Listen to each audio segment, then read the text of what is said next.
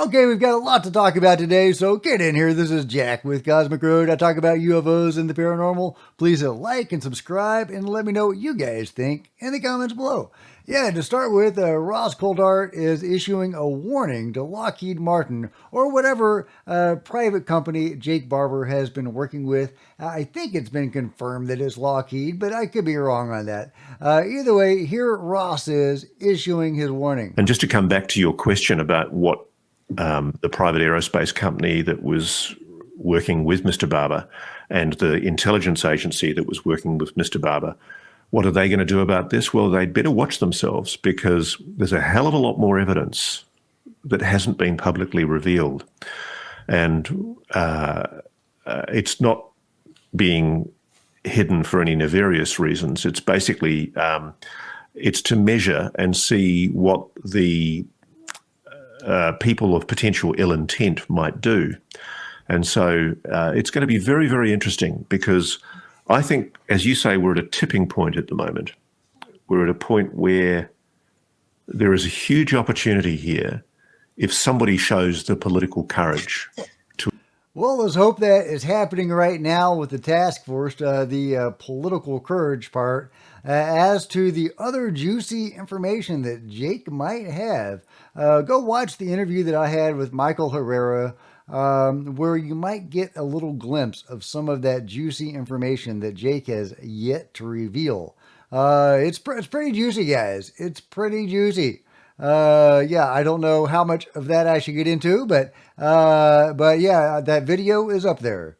Meanwhile, is David Grush attending a conference or a get together with a bunch of psychics and mediums?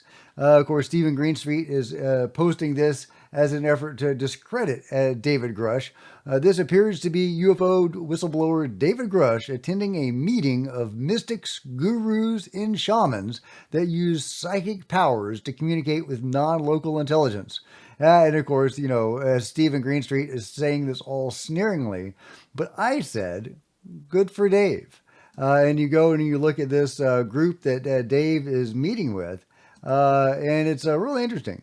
A patron-funded peer network for the top explorers of today and the future, whose work explores consciousness and the nature of reality. We gather scientists, physicists, government intelligence agents, mystics, gurus, shamans, practitioners, academics, and patrons to talk about experience, and share how all of us uniquely interact with, attempt to explain, or work with the field, humanity's greatest mystery. I love it. I think that's super cool. Dave is learning more about consciousness, is exploring consciousness, and I would love to attend this thing. Would that be super cool? Speaking of consciousness, this came out. This was really interesting. From James Hodgkins, the psionic asset, or one of the psionic assets of Skywatcher. Brazil has been at the forefront of consciousness research for decades.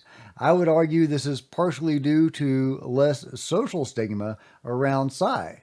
Very interesting. You know, we have a lot of stigma in the United States around psi phenomenon and abilities. Psychics are seen as quacks and all that kind of thing. Maybe not the case in Brazil, which frees them to explore this much more fully. He says, as an example, while spiritualism flourished in the U.S. in the 1840s, it rapidly declined by the 1940s. In Brazil, however, it blended with Afro-Brazilian traditions to form Espiritismo, which has millions of adherents today. I thought that was really cool. And Shane Franks, who, you know, as a child was brought into all of this stuff to work for the government and to develop psychic abilities, the GATE program, all of that kind of stuff that Ross Coulthart himself has talked about. And there is more information about that coming out. There's a book coming out about one of these individuals in this program.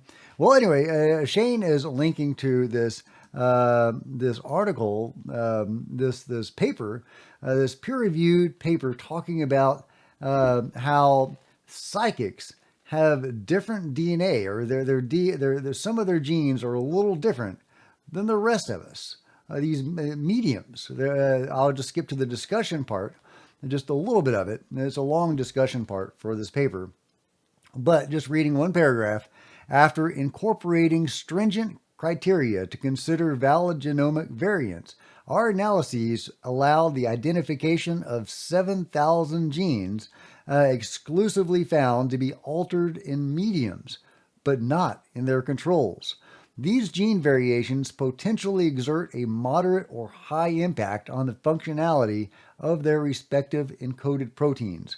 Within this set, 33 genes exhibited modifications in at least one-third of the mediums, while their corresponding relatives did not show such alterations. Notably, genes associated with the mucus protection of whatever cells and antigen presentation topped this list. Anyway, super interesting. It goes on talking about how the genetics of mediums are different from the rest of this, and this can be scientifically proven.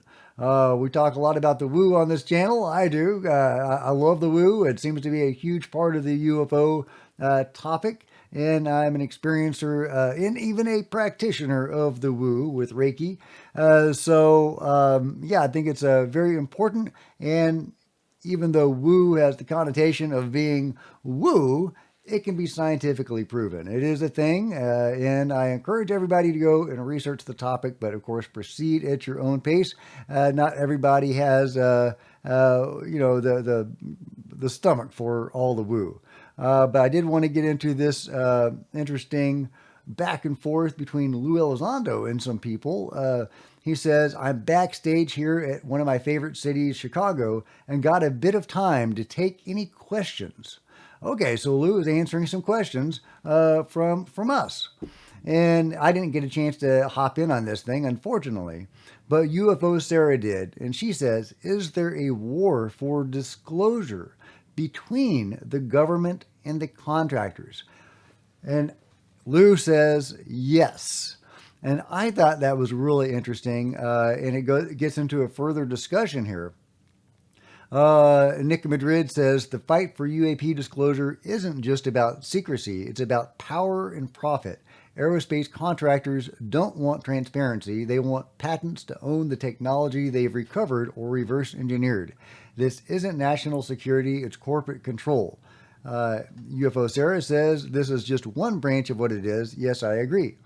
Rich Universe says there's a bidding war right now. It's worth trillions. Why do you think Bill Gates is trying to get in?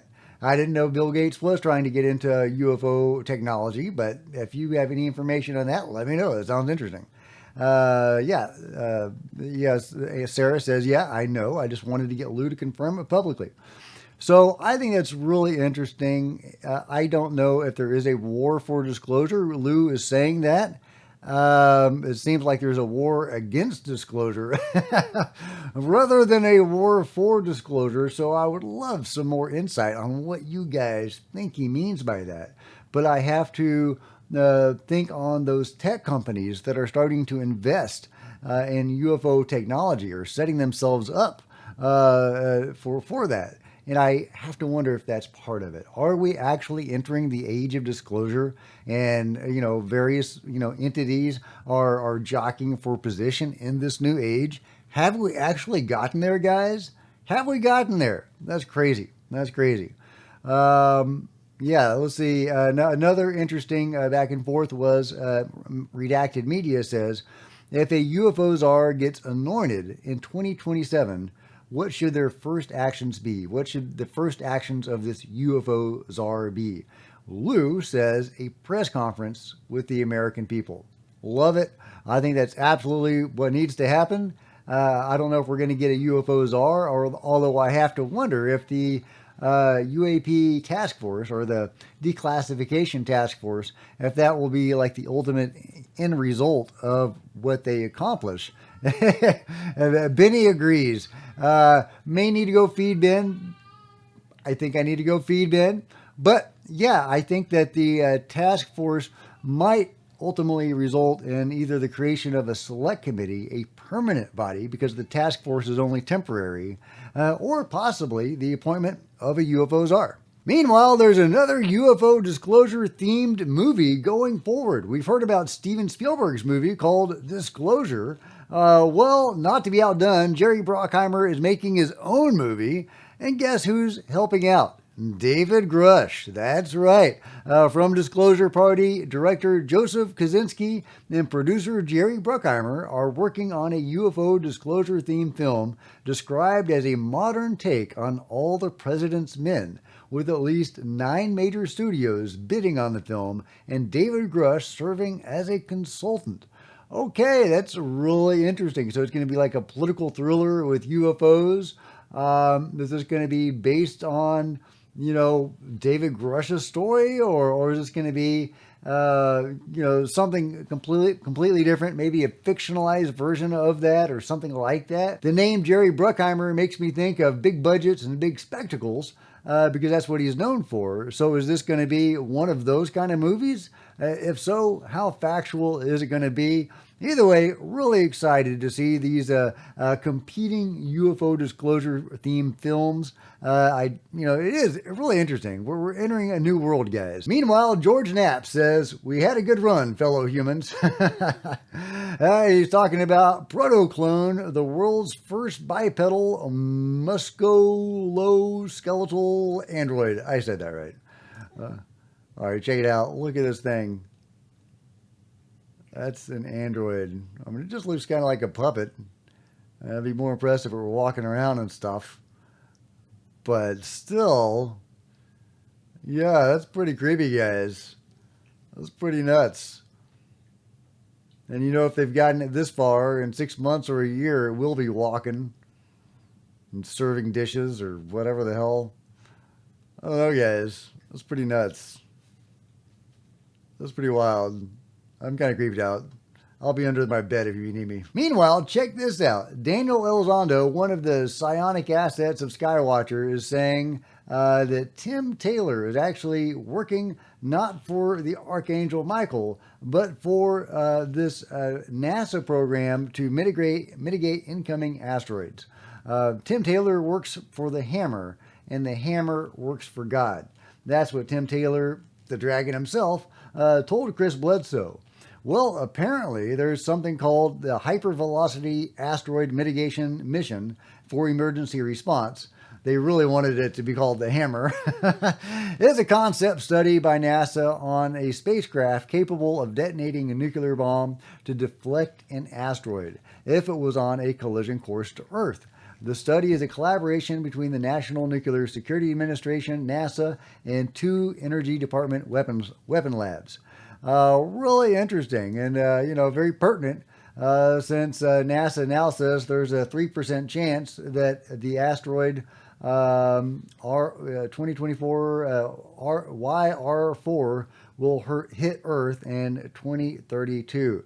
So I don't know if Tim Taylor is working for this organization, if he's working for the Archangel Michael, the Hammer of God, or something else completely different.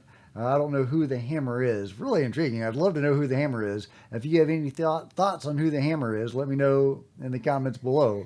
But he could be working with this program, and it would make sense that he would, with his NASA involvement at a very high level, to mitigate incoming asteroids, just when we need it most. Meanwhile, Stephen Greer is saying he believes the Nazca Mummies are real. It was handled in a poor way, but I actually think the actual mummies are legitimate, very old, thousands of years old, non-human species. Yeah, and he goes on to say that he might have had some involvement in it, but there were some problems with his involvement. And, when he tried to get involved, there were some things that happened that didn't go very well, and he backed out of it. I would have loved to have seen him tackle the subject, because he might have been able to bring some money and some science into it. We really need more money into this research, as he points out in this interview. This kind of research takes money. And, sadly, I don't think the researchers and the scientists working on the mummies have all the resources they would like to have. and I hope they get it. I hope this lawsuit with the Ministry of Culture goes Jaime Maussan's way, and he's able to direct that money into the research on the Nazca Mummies. Either way, there you go. Stephen Greer saying the Nazca Mummies are real. Last but not least, a squirrel observatory for cats. Check it out. Oh, love it. Let me know what you think about this awesome squirrel observatory and everything else covered today in the comments below. Like and subscribe, hit the bell to be notified of future videos. You don't want to miss a thing. Join me on social media. There's Facebook and Twitter and Discord links below. Love to see you guys there. Grab a t-shirt or a coffee mug. Become a channel member. Channel members are rock stars, and I really appreciate you guys' support. Thank you so much. Meanwhile, there's plenty of other videos on the channel, and I'll see you guys next time. This is Jack with Cosmic Road, signing out.